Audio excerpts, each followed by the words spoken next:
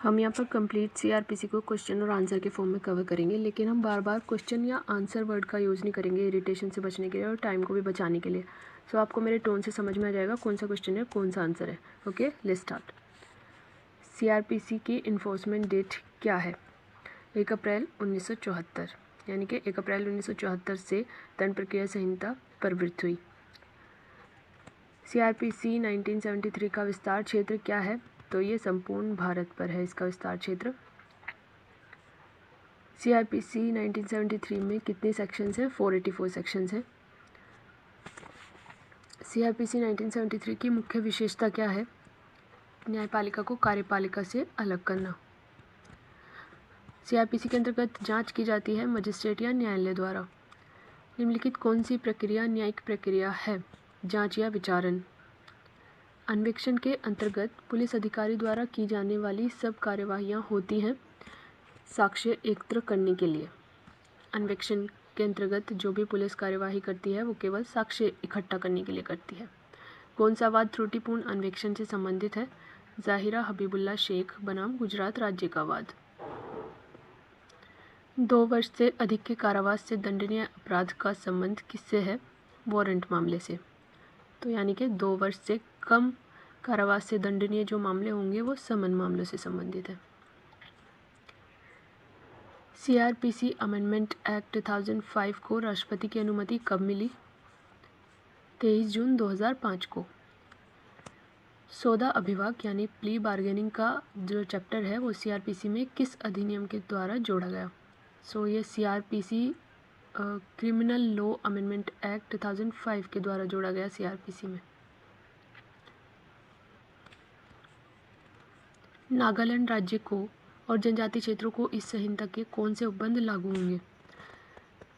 तो इस संहिता के जो चैप्टर 8, 10 और 11 है वो नागालैंड राज्य और जनजातीय क्षेत्रों को भी लागू होंगे, किंतु संबद्ध राज्य सरकार अधिसूचना द्वारा ऐसे उपबंधों या उनमें से किसी को इन क्षेत्रों में लागू कर सकती है।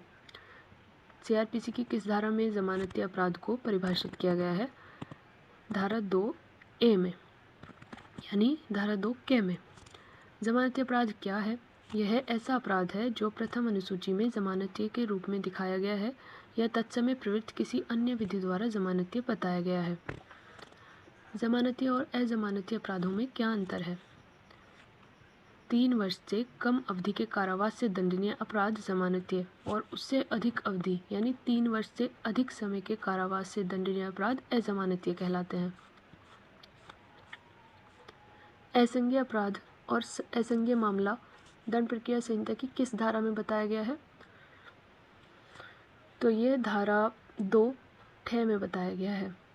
असंज्ञेय अपराध और असंज्ञेय मामला से क्या अभिप्रेत है? संहिता की धारा 2 के अनुसार असंज्ञेय अपराध से अभिप्रेत है जिसके लिए पुलिस अधिकारी को वारंट के बिना गिरफ्तार करने का अधिकार नहीं होता है, तथा संज्ञेय मामला से ऐसा अभिप्रेत है जिसमें पुलिस अधिकारी वारंट के बिना गिरफ्तार करने का अधिकार होता है। परिवाद। परिवाद को सीआरपीसी की कौन सी धारा में बताया गया है? धारा 2 में, यानी कि धारा 2D में। परिवाद क्या है? परिवाद से संहिता के अधीन मजिस्ट्रेट द्वारा कार्यवाही किए जाने की दृष्टि से मौखिक या लिखित रूप में उससे किया गया यह अभिकथन अभिप्रेत है कि किसी व्यक्ति ने चाहे वह ज्ञात हो या अज्ञात अपराध किया है। क्या पुलिस रिपोर्ट परिवाद समझा जाता है? सामान्यतः नहीं। जांच से अन्वेषण की भिन्नता स्पष्ट कीजिए, यानी जांच और अन्वेषण में क्या अंतर है? तो संहिता की धारा 2(6) से स्पष्ट है कि जांच मजिस्ट्रेट द्वारा किसी प्रश्न के अवधारण के लिए होता है, जबकि अन्वेषण जो है धारा 2J के अंतर्गत वे सब कार्यवाहियां हैं जो इस संहिता के अधीन पुलिस द्वारा या फिर मजिस्ट्रेट से भिन्न किसी अन्य व्यक्ति द्वारा जो मजिस्ट्रेट द्वारा इस हेतु प्राधिकृत किया गया है साक्ष्य एकत्र करने के लिए की जाए। सीआरपीसी के अंतर्गत न्यायिक कार्यवाही से क्या तात्पर्य है? न्यायिक कार्यवाही के अंतर्गत ऐसी कोई कार्यवाही है जिसके अनुक्रम में साक्ष्य वैध रूप से शपथ पर लिया जाता है या लिया जा सकता है। पुलिस रिपोर्ट को परिभाषित कीजिए। इस संहिता की धारा 2 के प्रकाश में धारा 173 का जो खंड उपधारा 2 है उसके अंतर्गत पुलिस अधिकारी द्वारा संज्ञान करने के लिए सक्षम मजिस्ट्रेट के समक्ष प्रस्तुत की गई रिपोर्ट पुलिस रिपोर्ट कहलाती है, जिसमें अन्वेषण का निष्कर्ष सम्मिलित होता है कि आपने अन्वेषण में मतलब क्या क्या पाया है, उसका एक सार पुलिस रिपोर्ट में दिया गया रहता है। समन को दंड प्रक्रिया संहिता यानी समन को सीआरपीसी की किस धारा के अंतर्गत परिभाषित किया गया है? धारा 2 में। समन मामला किसे कहा जाता है? 2 वर्ष तक के कारावास की अवधि से दंडनीय मामला समन मामला कहलाता है। वारंट को दंड प्रक्रिया संहिता की किस धारा के अंतर्गत परिभाषित किया गया है? धारा 2 में। सीआरपीसी संशोधन अधिनियम 2010 किस तिथि से प्रवृत्त किया गया है? 2 नवंबर 2010 से।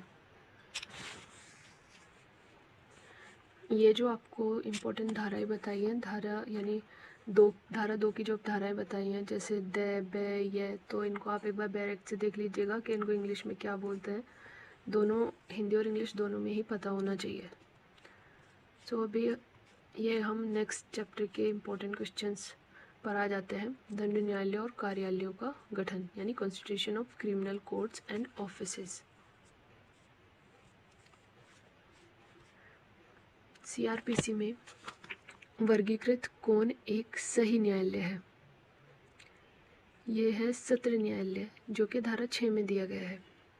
राज्य सरकार अधिसूचना द्वारा राज्य के किसी ऐसे क्षेत्र को आपराधिक प्रक्रिया संहिता के प्रयोजनों के लिए महानगर क्षेत्र घोषित कर सकती है, जिसकी संख्या कितनी होनी चाहिए? 10 लाख। सत्र न्यायालय के न्यायाधीश का स्थानांतरण किसके द्वारा किया जाता है? आंसर है उच्च न्यायालय के द्वारा। न्यायिक मजिस्ट्रेट के न्यायालयों के पीठासीन अधिकारियों की नियुक्ति किसके द्वारा की जाती है? उच्च न्यायालय के द्वारा। अधिसूचना के अनुसरण में तिहाड़ जेल में सत्र न्यायालय की बैठकें करना अवैधानिक नहीं था, यह किस वाद में कहा गया? केहर सिंह बनाम राज्य 1989 के वाद में। ओके। अधीनस्थ न्यायिक मजिस्ट्रेट के कार्य के वितरण के विषय में अधीनस्थ न्यायिक मजिस्ट्रेट के कार्य के वितरण के विषय में कौन नियम बना सकते हैं या विशेष आदेश दे सकते हैं? मुख्य न्यायिक मजिस्ट्रेट। ओके। सीआरपीसी की धारा 24 की उपधारा 1 में लोक अभियोजक शब्दों के बाद अंत्यस्थापित शब्द है एक या अधिक अतिरिक्त लोक अभियोजक। ओके। किसी जिले के लिए लोक अभियोजक नियुक्त करने के लिए कौन अधिकृत है? आंसर है राज्य शासन यानी राज्य सरकार। ओके। कोई व्यक्ति लोक अभियोजक नियुक्त नहीं हो सकता यदि उसका नाम जिलाधिकारी की सूची में ना हो। ये आंसर है कि जिलाधिकारी की सूची में नहीं है अगर उसका नाम, तो वो लोक अभियोजक नियुक्त नहीं किया जा सकता है, जो कि बता रखा है धारा 24 के उपधारा 5 में। ओके। कोई व्यक्ति अपर लोक अभियोजक नियुक्त किए जाने का पात्र तभी होगा जब वह कम से कम कितने वर्ष तक अधिवक्ता के रूप में विधि व्यवस्थाएं करता रहा हो? 7 वर्ष तक। विशेष लोक अभियोजक की नियुक्ति के लिए कितने वर्षों का विधि व्यवसाय आवश्यक होता है? आंसर है 10 वर्ष। विशेष लोक अभियोजक के लिए है ये, ध्यान रखना, 10 वर्ष। ओके। मजिस्ट्रेट के न्यायालयों में अभियोजन को कौन संचालित करते हैं? आंसर है सहायक लोक अभियोजक। मजिस्ट्रेट के न्यायालयों में अभियोजन को सहायक लोक अभियोजक संचालित करते हैं। ओके। मजिस्ट्रेटों के न्यायालय के लिए एक पुलिस अधिकारी को सहायक लोक अभियोजक के रूप में कौन नियुक्त कर सकता है? जिला मजिस्ट्रेट। ओके। सीआरपीसी संशोधन अधिनियम 2008 के द्वारा धारा 24 कौन सा विशेष प्रावधान जोड़ा गया? धारा 24 में आंसर है धारा 24 के उपधारा 8 के उपबंध के पश्चात निम्नलिखित परंतु जोड़ा गया है। क्या है ये परंतु? पढ़ते हैं। परंतु इस अधिनियम के अधीन अभियोजन को सहायता प्रदान करने के लिए अपने पसंद का अधिवक्ता नियुक्त करने के लिए न्यायालय पीड़ित व्यक्ति को अनुमति प्रदान कर सकता है। ओके। सीआरपीसी का चैप्टर 2 किससे संबंधित है? चैप्टर 2 दंड न्यायालयों और कार्यालयों के गठन से संबंधित है, जो कि धारा 6 से 25 क तक है। ओके। महानगर क्षेत्र की सीमाओं को कौन और कैसे घटाया बढ़ा सकता है? आंसर है महानगर क्षेत्र की सीमाओं को राज्य सरकार अधिसूचना द्वारा बढ़ा सकती है, कम कर सकती है या परिवर्तित कर सकती है। ओके। राज्य सरकार प्रत्येक सेशन खंड के लिए एक सेशन न्यायालय स्थापित करेगी। ऐसे सेशन न्यायालय का न्यायाधीश किसके द्वारा नियुक्त किया जाएगा?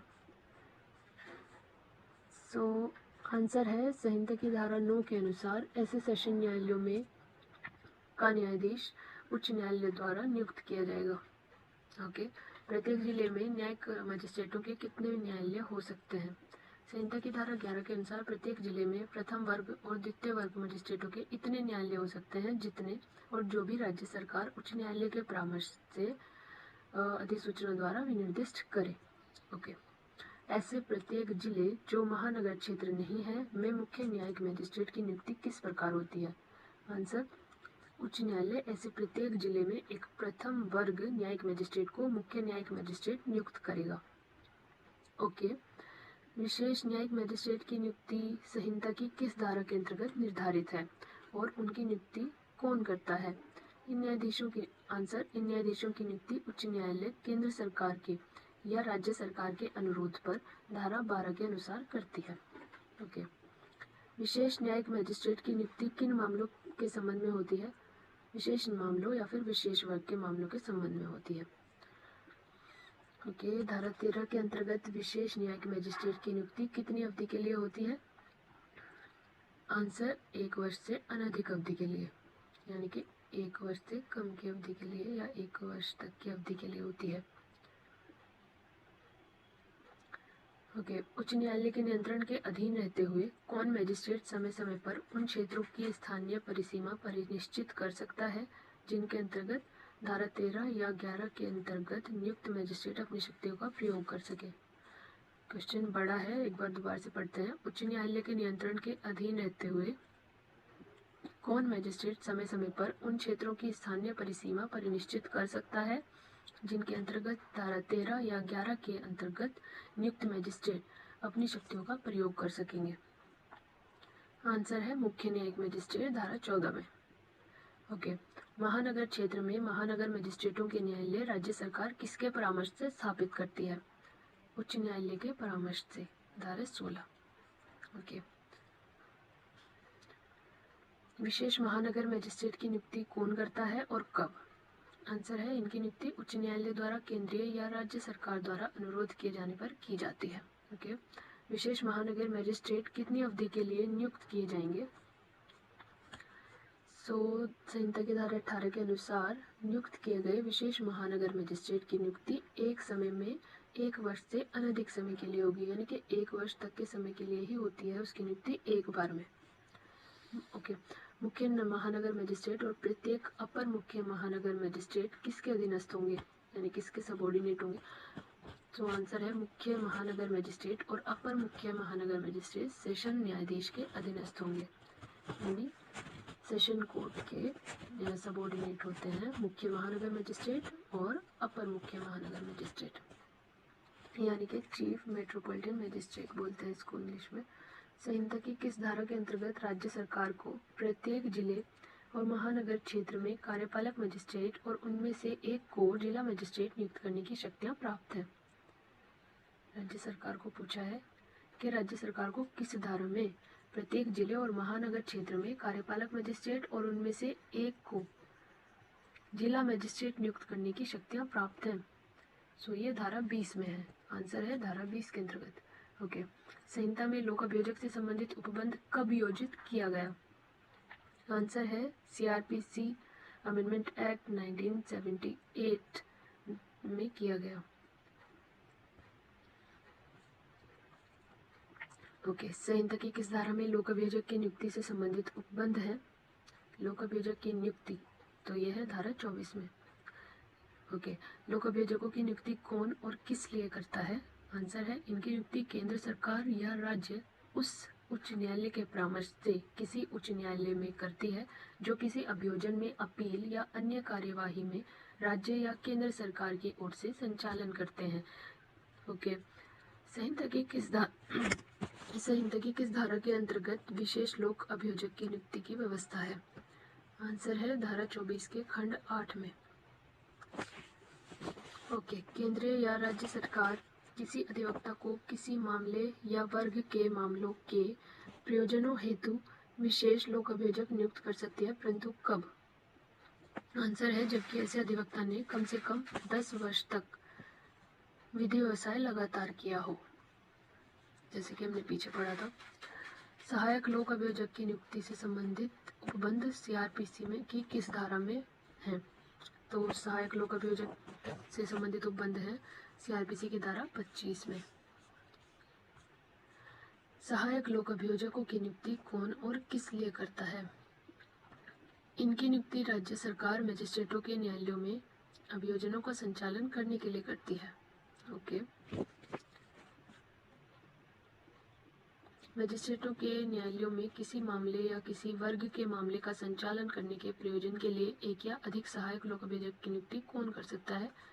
आंसर है केंद्रीय सरकार। केंद्रीय सरकार सहायक लोक अभियोजक की नियुक्ति धारा 25 के अंतर्गत। यदि कोई सहायक लोक अभियोजक किसी विशेष मामले के प्रयोजन के लिए उपबंध नहीं है, यदि कोई सहायक लोक अभियोजक किसी विशेष मामले के प्रयोजन के लिए उपलब्ध नहीं है, तो किसी अन्य व्यक्ति को उस मामले का भार साधक सहायक लोक अभियोजक कौन नियुक्त कर सकता है? आंसर है जिला मजिस्ट्रेट। गाइस, ये इससे पहले वाला जो आंसर है केंद्र सरकार, तो ये मुझे गलत लग रहा है इसमें, क्योंकि यहाँ पर राज्य सरकार होना चाहिए था। धारा 25 में राज्य सरकार ही करती है सहायक लोक अभियोजक की नियुक्ति। ये मैं चेक करके एक बार करेक्ट करूँगी बाद में। आप भी एक बार चेक कर लीजिएगा कि क्वेश्चन में दोबारा से पढ़ दूँ। मजिस्ट्रेटों के न्यायालयों में किसी मामले या किसी वर्ग के मामले का संचालन करने के प्रयोजन के लिए एक या अधिक सहायक लोक अभियोजक की नियुक्ति कौन कर सकता है? तो यहाँ पर आंसर दे रखा है कि केंद्र सरकार, पर यह गलत है, यहाँ पर राज्य सरकार है। ओके, सो नेक्स्ट क्वेश्चन, यदि कोई सहायक लोक अभियोजक किसी विशेष मामले के प्रयोजनों के लिए उपलब्ध नहीं है, तो किसी अन्य व्यक्ति को उस मामले का भार साधक सहायक लोक अभियोजक कौन नियुक्त करेगा? जिला मजिस्ट्रेट। क्वेश्चन है, कोई पुलिस अधिकारी कब सहायक लोक अभियोजक नियुक्त किया जा सकता है? आंसर, संहिता की धारा 25 की उपधारा 3 के परंतु के अनुसार कोई पुलिस अधिकारी निम्नलिखित 2 परिस्थितियों में सहायक लोक अभियोजक नियुक्त किया जा सकता है। पहली कौन सी है? यदि उसने उस अपराध के निरीक्षण में भाग नहीं लिया है जिसके बारे में अभियुक्त अभियोजित किया जा रहा है। ओके, यानी कि एक्यूज का प्रोसिक्यूशन हो रहा है जिस ऑफेंस के लिए, वो उसमें भाग लिया, उसमें उस पुलिस अधिकारी ने भाग ना लिया हो। दूसरा है यदि वह निरीक्षक की पंक्ति से नीचे का नहीं है, यानी कि वो इंस्पेक्टर की रैंक से नीचे का नहीं होना चाहिए। ओके, संहिता की धारा 25 पर राजा राम बनाम बिहार राज्य AIR 1964 का मामला क्या प्रकाश डालता है? आंसर है, इस प्रकरण में कहा गया, यानी इस वाद में कहा गया कि आबकारी अधिकारी को भी धारा 25 के प्रयोजन के लिए पुलिस अधिकारी माना जा सकता है। इसलिए ऐसा आबकारी अधिकारी जिसने किसी मामले का अन्वेषण किया है सहायक लोक अभियोजक के रूप में नियुक्त नहीं किया जा सकता है। ओके, उत्तर प्रदेश राज्य बनाम जयपाल सिंह नरेश का प्रकरण किस बिंदु पर है? सो इस वाद की धारा 25 के परंतु के अनुसार, जिसके द्वारा राज्य सरकार को यह शक्ति प्रदान की गई है कि वह लोक अभियोजकों को पुलिस अधिकारियों के नियंत्रण के अधीन रख सकती है, इस विषय पर है। यह संशोधन द्वारा उत्तर प्रदेश हेतु 1976 में योजित किया गया था, 1976 में। ओके, सो इसके आगे का चैप्टर हम नेक्स्ट वीडियो में कवर करेंगे। Thank you.